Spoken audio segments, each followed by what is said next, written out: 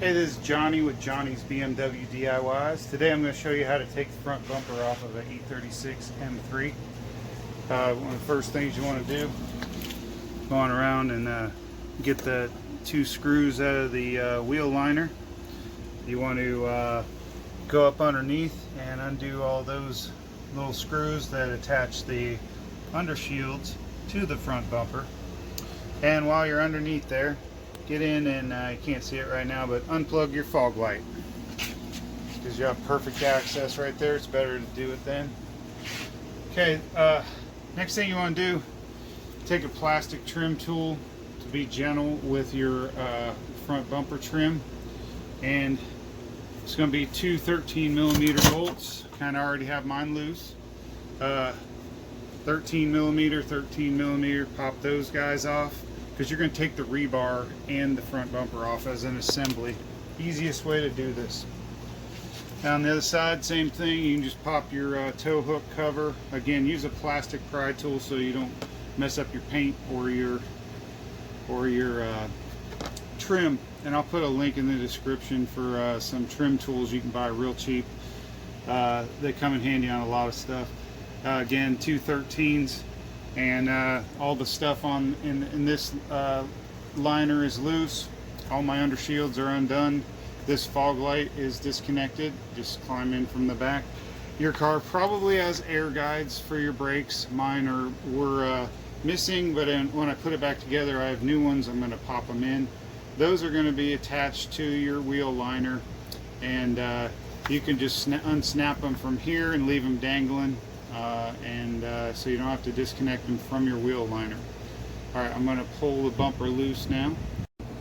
Okay, so really want to have something to set it down on, especially, well, this one has a front lip, but you just want to keep it from getting marred up.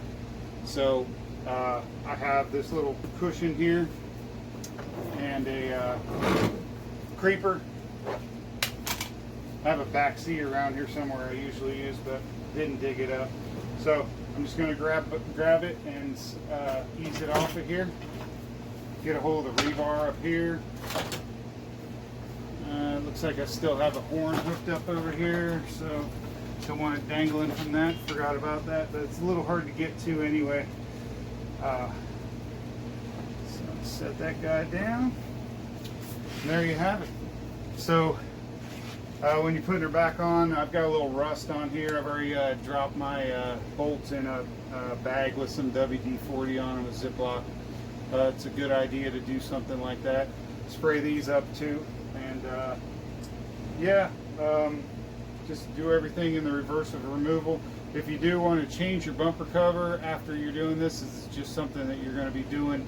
There's a bunch of little clips in here. You want to buy new ones from BMW, because you're going to destroy them getting it apart, because this whole bumper is clipped into the reinforcement bar, and they're kind of a pain in the butt to get out.